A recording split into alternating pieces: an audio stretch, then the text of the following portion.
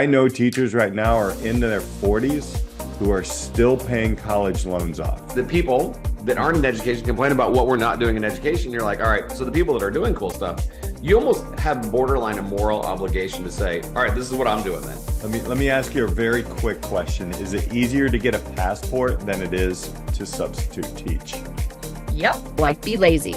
Well, if I'm training people to be teachers, be lazy. Yeah, shut up and let them do it. There's two emotions that I straddle, right? Is hope and worry. So I'm worried to death about kids, but I'm super hopeful about the future. Education wants the instant gratification. They want the weeds. They don't want the trees. CTE is coming gangbusters for the traditional, practitioners who don't want to even entertain moving things around for the sake of efficacy. Do we need as much time as we need to do school? I mean, if you're asking a 14-year-old, they're going to tell you a weekend will be fine. But no, I want to challenge kids. If you're about to listen to this podcast, buckle up. You're listening to the Disrupt Education Podcast. Here are your hosts, Peter Hostrawser and Alli Dahl. Welcome back to the Disrupt Education Podcast. I'm Peter Hostrawser. That's Alli Dahl. We've got a new guest coming up this episode, but before we get there, Alli, under the weather from subbing. I had to throw it out. I know we had to reschedule this one because, well, I was sick, but apparently our guest was also sick, so it was just meant to be the episode was meant to be recorded differently. But I did want to open up. If you're watching on YouTube or any of the clips, behind me is, I don't know if it's going to come into focus. No, I can see it. Behind me. And in skydiving, there are, in a lot of drop zones, there's like special lockers for staff and people who like work at a drop zone. And it's like a tradition to have them painted by somebody. And like, you can't, at least our drop zone, you can't put a new locker door up until you have like the other one. Anyway, I commissioned this piece of artwork from Sam Vasquez, who is also a podcaster on skydiving, but she did phenomenal work. And I just wanted to like highlight it because it's so beautiful and it's going to make my locker door so nice. And anyway, it's just kind of fun. And like, and wait, you're a skydiver? Yeah. I'm so sorry to interrupt. That is so sick. That is so sick. I'm a tandem instructor. Yes, please take me with you. Let's introduce you right now, Isaac. I love that because, I'm going to call you guys risk takers. You guys are like, I don't know, just people who just go at it. We have Isaac Palmer. Isaac was number seven, way 7 years ago, actually. That's wild. We'll put his first one in the links. We're going to unpack that.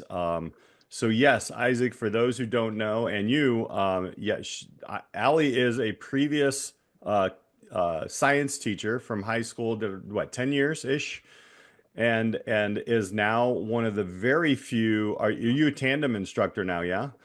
Yep. So yep.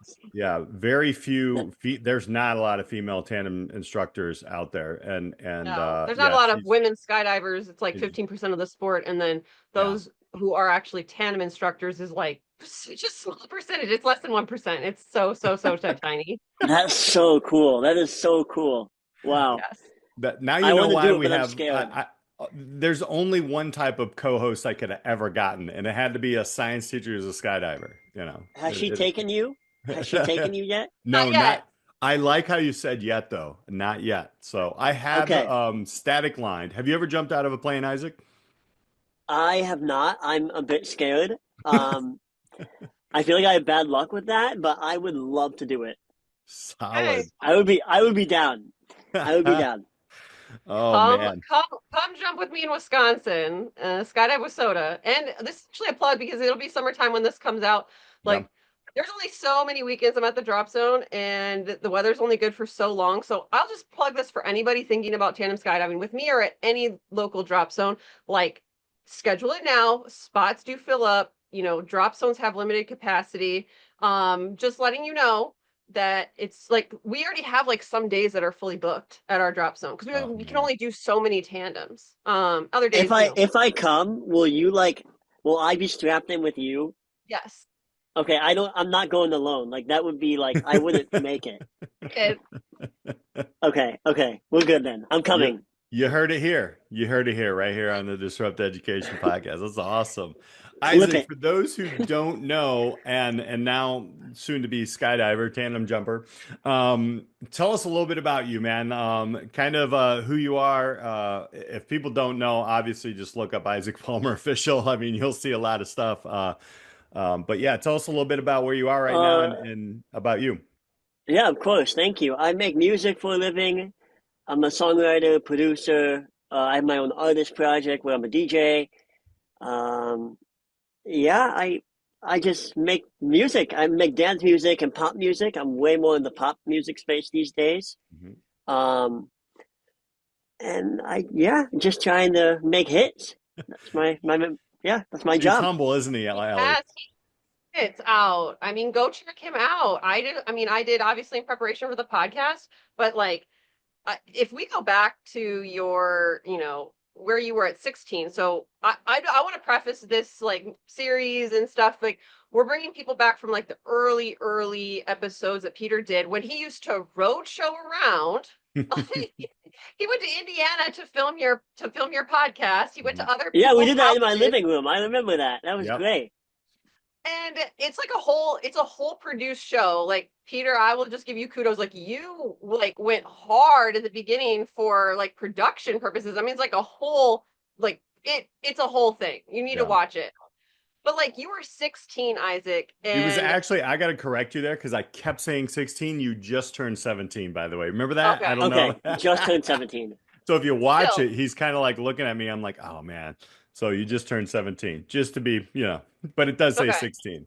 Still like 16, 17 years old, right? Recording this podcast, and you were grinding hard, like more than what most Peter and I see in terms of high school students.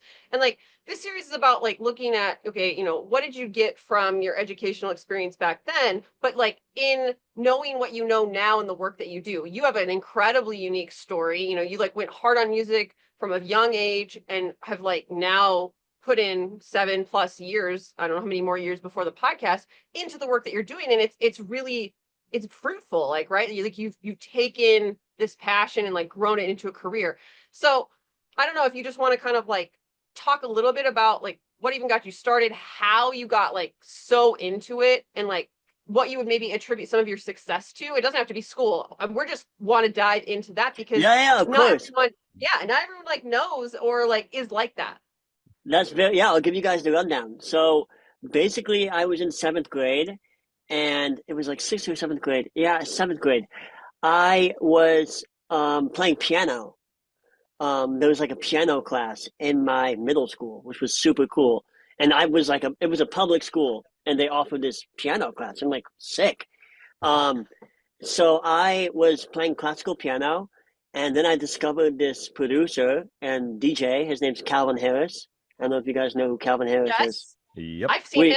Amazing. Everybody loves Calvin Harris. But I discovered him, and I'm like, okay, I want to do what he does. How does he do it? Let me just dive in and try to figure it out. And that's exactly what I did. I just started researching and just going hard on the research, and I figured out, hey, I need a MacBook, and hey, I need this, and I need this. And I got all the bits together and I figured it out. And then I started making music very slowly. And it took a long time to be able to get to a level where I'm at now, of course. But like you guys said, you have to grind, you have to work hard, or you won't get to that level in a timely manner. So I started with that, and then I mean, basically the preset, like the consensus to me even getting into music as a whole was I was being from Indiana. It's like a big sport, it's a big basketball, big football place, and I was brought up with like a lot of medical issues when I was born, so I could never fully get into athletics. And I'm like, okay, what can I do if I'm having a surgery or if something's going on where I can't like physically play sports? What is something I can do from the couch where I can still find happiness? And I thought, okay, I can play the piano and I can produce music. Like all I need is a laptop. And so that's kind of was the main thing where, hey, what is going to be Isaac's thing that he can do, even if he can't play sports like every other kid? What is something that he can do that's going to make him happy? And my family's like, they fully supported me, and I just kind of went with it. And so I'm very thankful I did. Yeah. Oh, yes, a lot of us are. And you know, going back to the first time we chatted on the podcast 7 years ago. So I'm guessing you're 24 now. I'm 24. 24. Yep. All right. I think by the time you had started, we stated I think it was 2012 ish. Correct. We were 13 years old. And at that time you had 10 songs, I believe that you had created. I think that you said something around 10 songs. Okay. How many now? Do you have a count now? I have thousands, thousands of songs probably, and I have a catalog probably with like songs that are finished, probably hundreds. Mm-hmm. But I have thousands of just ideas and starters and songs that I've started. But in my catalog now, I have hundreds of songs, which is cool. And now I'm even singing, which is weird. Like I'm even singing on my own songs. Nice. Yeah, I'm not that good, but auto-tune, it's a very special thing. Trust me, you're better than me. So yeah, it's very cool. It's been nice to for me to be able to see growth. Mm-hmm. And it's also been nice that I'm continuing to learn every day. Like if I want to teach myself something new about what I'm doing, I can do that. Every day I can learn something. And that's, I think, for me as a music producer and as an artist and as a songwriter, that's something that I love. Like with this career is you can always continue to adapt and learn new skills. Yeah. Which just makes your business better. And when we're one of the things that actually the world has changed a little bit. I don't know. We had this thing called COVID. Everything started. I remember that. Oh, that was a blur.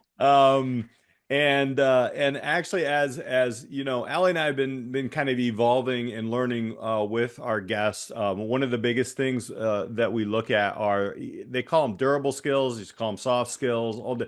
Those skills like communication, grit, tenacity, just curiosity, problem solving, working on teams, and different things like that. And when I went back and I was rewatching our episode 7, and I could see that those are the skills that you had, right? You weren't relying on a school, even a physical building at that time, because you were doing a lot of online work at the time. How have you continued to develop those skills? Now we can get to Tony Jr. mentorships. You've been working all around the world, like all these different areas, but like how did you take from that point 7 years ago and continue to build upon those soft skills and actually, you know, it's have those skills mature into more 100%. Yeah, that's a great question. To be honest, like I think being so young, like you are a bit, like at that age, I was a bit unconfident still. Like I'm young, like I was, 17. Like there's a lot, especially when you're working with adults and you're working with people that are older than you and more successful. And even as like, basically 3 years ago, I started going to LA a lot more for sessions. And I started working with these colleagues of mine. They're called Mac and Phil, great guys, super successful producers. They've made like records for David Guetta and really, really big people. And they kind of have helped me a lot and said, hey, Isaac, like you want to get into pop music? Here you go. Like come to LA. We'll do a bunch of sessions. And that's something like as a DJ and like as a dance DJ and producer that I've never really done before. I've never been in the pop music world. So as of like the last 3 years, I've been making more pop music, and those soft skills, that's when I started to build those into more permanent skills. Mm-hmm. I was in rooms with songwriters and people that were writing massive hits for big famous people. And for me, I was in a position where I've never written a hit record before. And I was in the room all of a sudden with all these songwriters who are worth a lot more money than I am, and just more successful, you know? So it was very interesting trying to hone in those skills that you said, especially with like communication, and it was more of just a confidence thing where, hey, you sit, you listen, you kind of just, and it's one of those things where the more you do it, the more you learn. And with all those skills you mentioned, like problem solving and team building and all of those things, like now, 3 years later, you put me in a room and I'm much different than I was in 2022. I can tell a full difference with myself.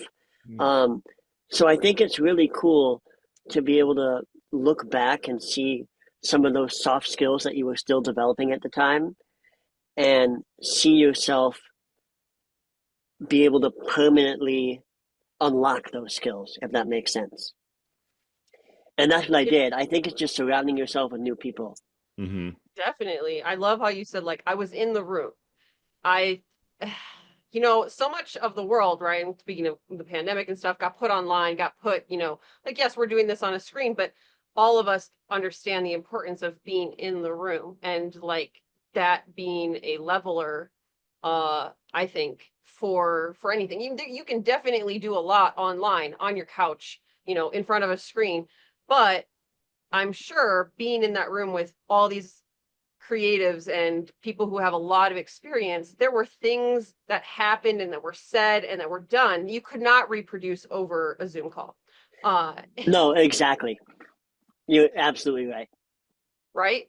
So the other interesting, your story's super interesting from like just going hard, you didn't do a traditional path, right? Like you didn't go, to like, what a lot of people do, like go to high school, go to college, get a job. Like, can you talk us through like a little bit about your path, like post high school, and would you advise it? Or, obviously, you're where you are now, so you probably would, but like what kind of talk us through like your decision making maybe, and kind of that. Yeah, of course. So my dad, like, he's a businessman as well, but he went to college and he got his degree and he graduated from Purdue, and he was like, yeah, Isaac, I really want you to go to school, and I'm like, okay, I'll try it just for you.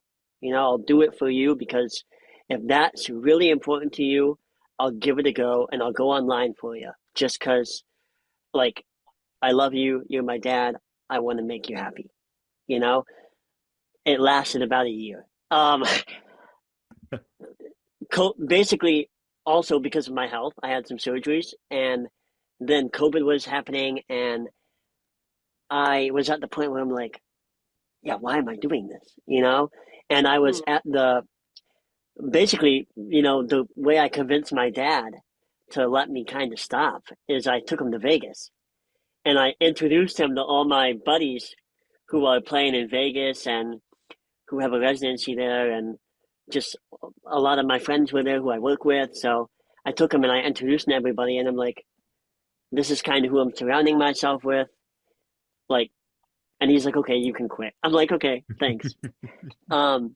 Because to be honest, like for me personally, this is so weird to say, but I've learned more about business, like in Las Vegas after a few drinks than I ever did in any business classes. Like I've hung out with Mark Cuban and billionaires and all these crazy people. And just from talking to them, I was like, okay, these are the people I want to be talking to. These are the people I want to learn from. And even if it's like talking to Mark Cuban for 5 minutes, like what a cool thing to be able to do and then you're going to go and watch 20 episodes of Shark Tank after. And that's how you're going to learn your business, So it's very interesting. I feel like nothing against college at all. I just feel like college doesn't put you in these real world scenarios.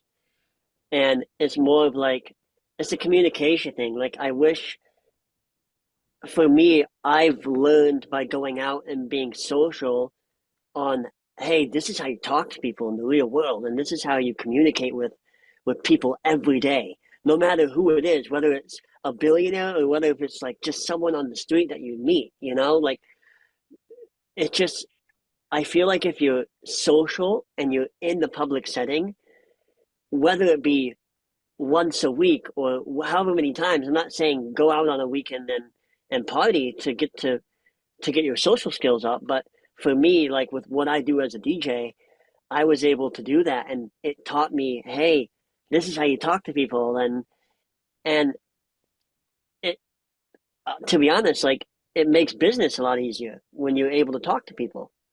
And I feel like in the college setting, if you're only in a classroom and you're not in the real world, they're really not setting you up for success, because you get all these people who, hey, we know all the lingo, but we're nervous to when it comes to having a face-to-face conversation.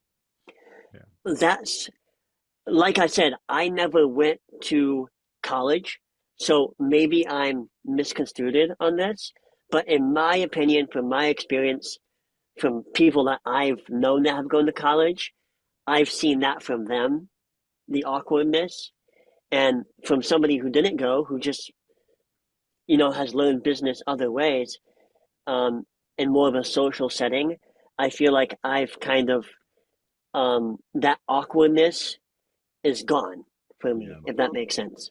No, that makes total sense. I think as I've even an internship coordinator where I'm teaching high school students about how to communicate, they still hesitate in areas like that, right? And even in college, I remember like we were never, there were a few courses where I was put into a situation where we had to become uncomfortable. It was almost forced. It was like a push pull, but you have like a push, like there's just a, hey, I want to talk to you and learn and do that. And I love the fact that, one of the things that we did in our courses, I'm not sure if you've ever read Daniel Pink's book, Drive.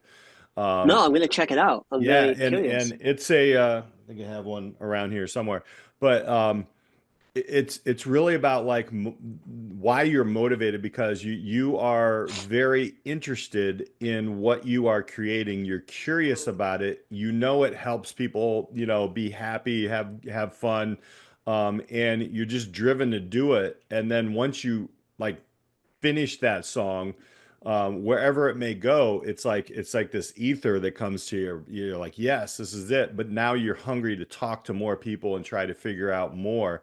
And I feel like, one of the quotes that you said, and I wanted to get your thought process on this, if you still think this, and this is I love this quote. This quote was like, this is when I knew the podcast was like, oh yeah, we got something here.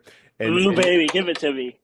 you were like, I feel like school is kind of childish. Yeah, And unpack that for us, man, because I heard you then. I totally got it. You were like, I'm done with checking boxes. I'm building me. Tell I me think like how that exactly what is I come just, out. Yeah. yeah, and I think like that relates exactly to my last point of, hey, you're like basically locked up in this box and there is no real world. Like you're a child. Hmm. Um, I still stand by that statement.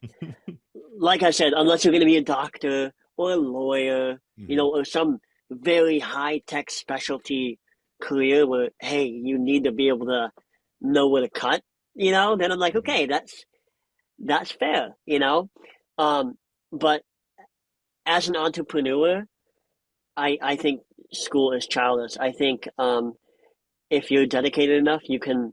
I love YouTube University. Hmm. That's like I learned so much from YouTube. I still do to this day. YouTube University is like where I graduated from, and I Hmm. still haven't graduated. I never will. Um, but um, yeah, I think I just wish I feel like elementary school and middle school are great, but I feel like once you get to high school, there should just be some sort of I think high school is necessary, of course, but I just wish there was some sort of a change where in the dynamic of, hey, you're getting to the age where like we don't want to baby you anymore, you know, like I feel like in America that's a more common thing.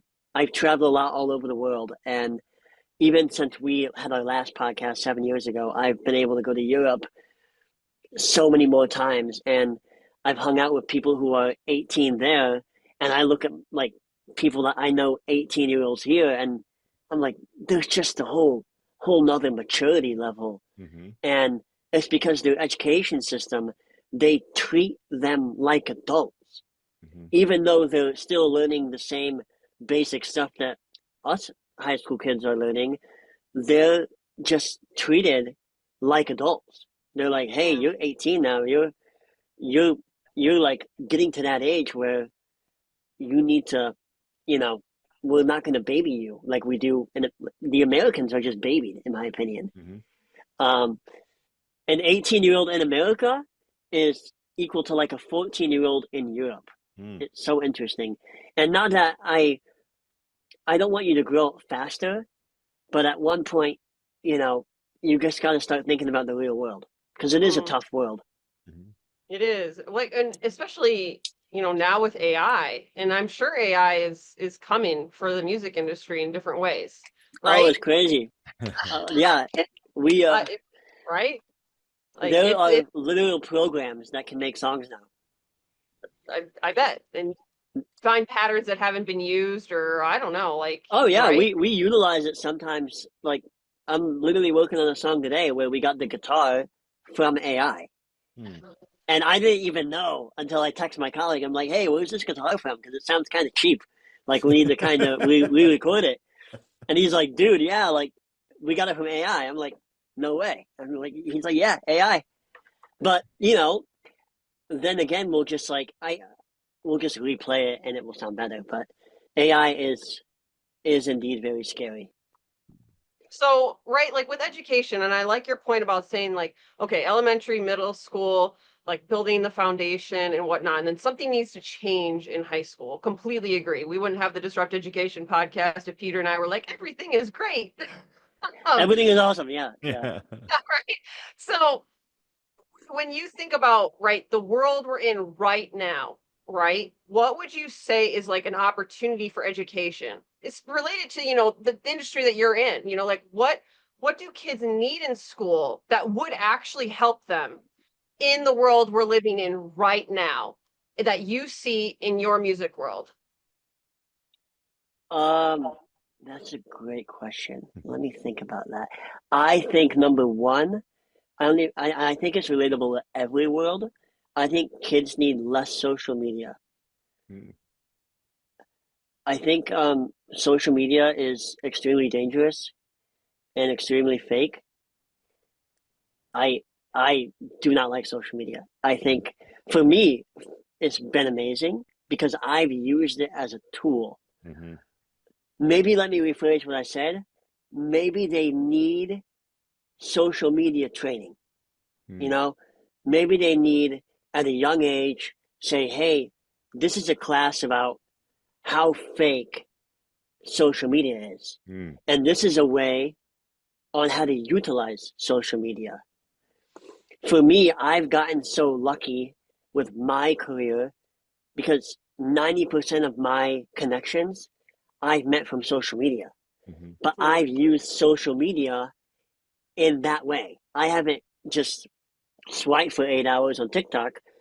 I use it to network. So I feel like if there was a class, especially with it being, I mean, everyone has an iPhone. Every kid from 14 years old now has an Instagram, which is wild. I just feel like if there was more courses surrounding like internet safety and social media usage and how to network yourself, I feel like that would be a really good thing. And maybe for people who are a little more introverted, like maybe there could be some more classes about like, I wish there was more coding and like tech classes. I have a lot of colleagues of mine who are tech investors, and tech is everything. Like I know that like if you want to make a lot of money, you go into tech. So I feel like I wish that there were more. I feel like there are coding classes in high school, but I feel like every kid today, no matter what, even in elementary school, they should start introducing some basic coding classes and social media use classes. Like, I just feel like that runs our world. Mm, Yeah.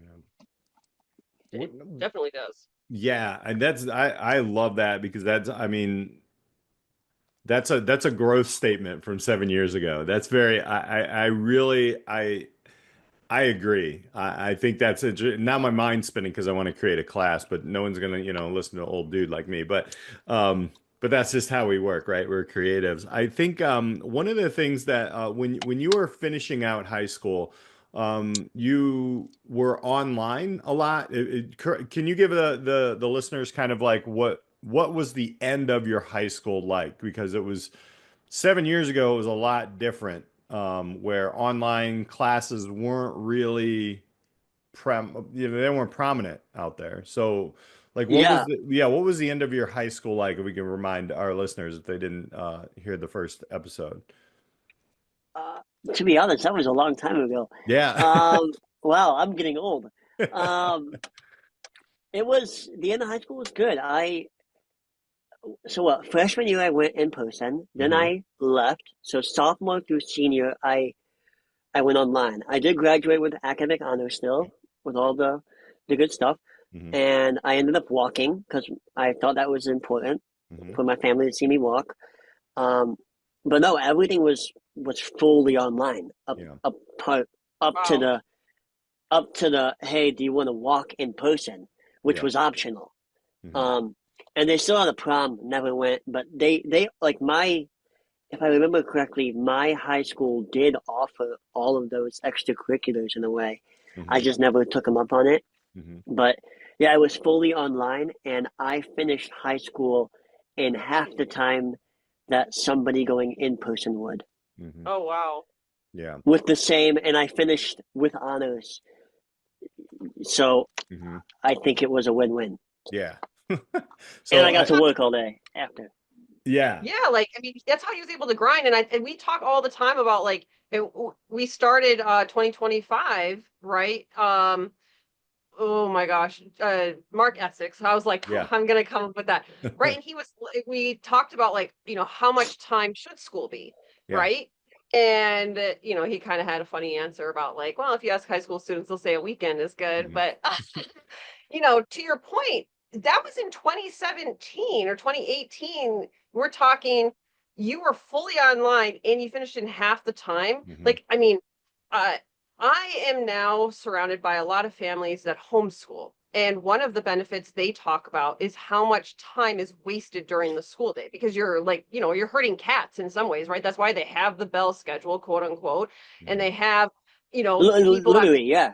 yeah, it is, right? Like everybody has to have a place to be at a certain time. So it's not like quote unquote mass chaos when you're dealing with 1,000+ people in a building. I mean, even if you're managing a couple hundred kids in a building, it's chaotic when you've got competing And what's the all class day. size? Is it 30 or is it 25 people usually per class?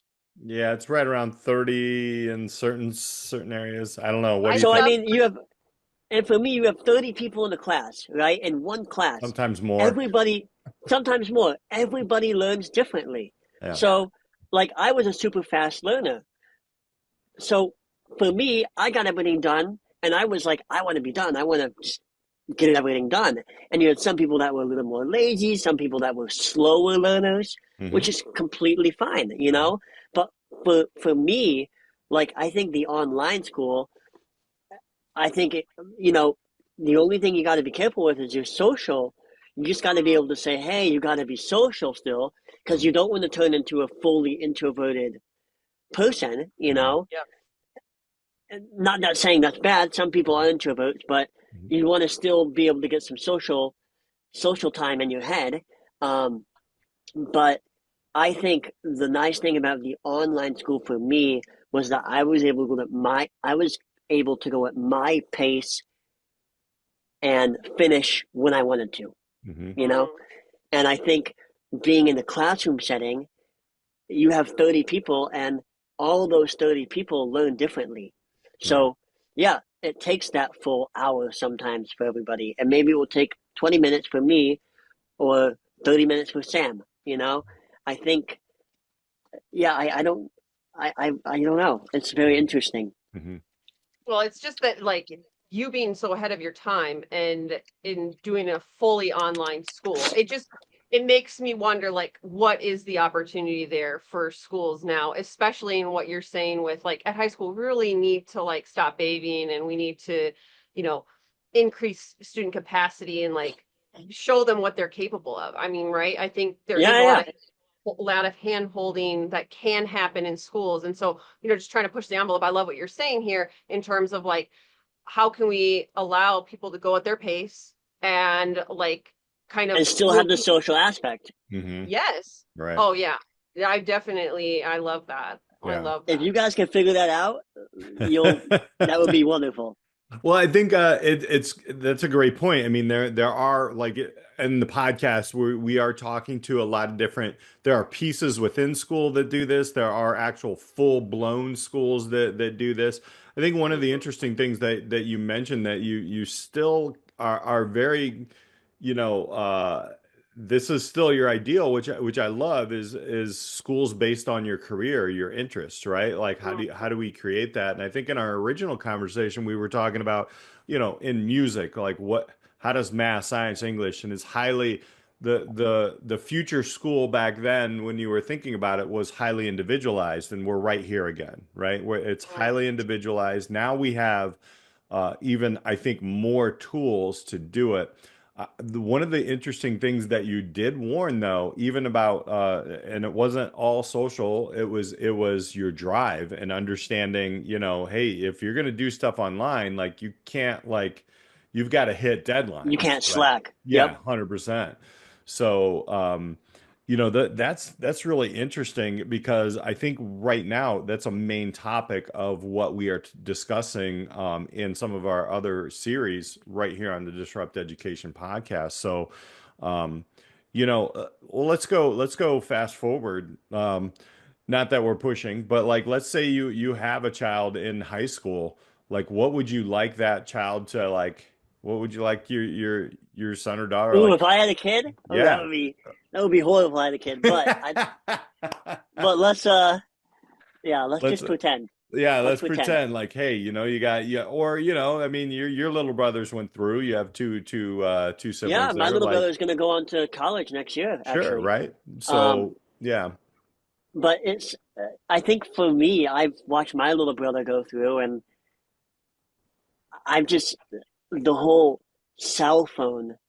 I just feel like, and he went through during COVID as well, so it was a little different. yeah. Because he had 2 years where it just was all funky. Mm-hmm. But I just think there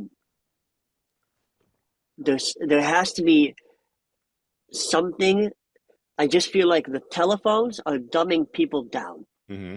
because of social media. Yeah. Not people, but kids, especially high school kids. And these social media apps are designed to they're addictive. They're fully designed to try to addict anyone who gets on them. And I just wish there was a way to limit or teach. I mean, maybe it's going to the government and going to Meta and being like, hey, you guys need to pass some laws or something, like, which will never happen, in my opinion. But I don't know. I just think, and maybe it comes down to the educators themselves on, hey, we need to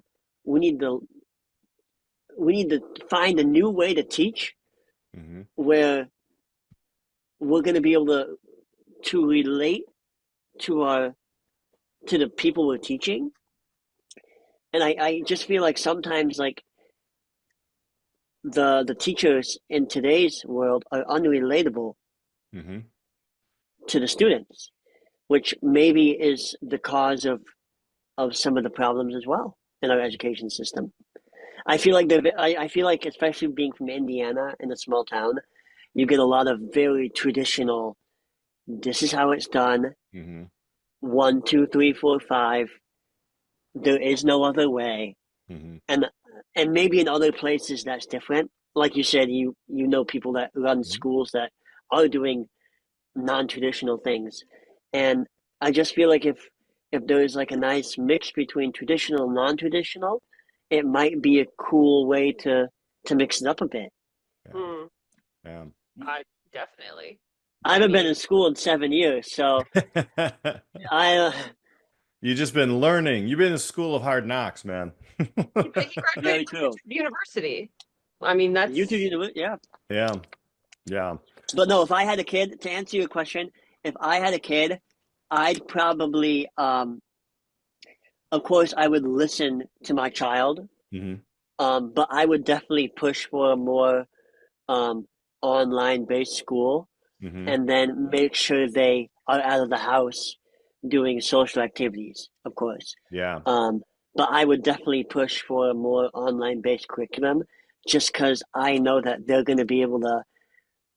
Like, I'd rather, hey, get the 4 core things, the 4 core subjects need to get done, Mm-hmm. and then let's go find out and do some activities and try. Hey, let's go try to make some music, or let's try to make some content, or let's try to make videos, or whatever. Like, what are you interested in apart from English, math, social studies, and science? Mm-hmm. And I would take the rest of the time that you would usually spend in those classes, and I would try to create a curriculum myself for my child to be like, hey, let's learn about the arts, and let's learn about this, and what are you thinking about, like, career wise? I would probably do it more like that if I were to have a child right now. Isaac wants to be a homeschooler, is what I heard. 7 years Yeah, I'll ago, be a you homeschooler. said the exact same thing, man. Did I? Except for your own self, and I love that. I love that experiential learning. Just moving things forward, giving people. We call it, like, get out of the way of the student, get out of the way of the learner, and man, that is so enlightening to hear. Like, you have, like, there's consistency, my friend. That's awesome. That's what makes you Yeah, so successful. I'm so thankful that I said that 7 years ago. I'm like, I feel like I would say this 7 years ago, but yeah, I'm glad I'm staying true to myself here. It's amazing. Nice. This series is going to be so great because Let's go. I loved your episode when I went and like watched it, and I'm like, man, these early episodes with Peter going to people's houses and like just full production, they're just they're timeless because it's just really showing your passion for disrupting education. And like, Peter, yeah, that was 7 years ago, and Isaac's staying true to himself, but like, you've stayed true in the last 7 years, and you're keeping the podcast moving forward, disrupting it. Yeah, like, and finding new ways to kind of integrate what you learn and hear, because it's so interesting to hear like Isaac come kind of pretty full circle 7 years later, but like the angle is different. Like it's related to like what's happening now, and also, what you saw kind of in a very mature way back when you were in high school still. That's so cool. Well, thank you. I'm so happy I'm enlightening everybody.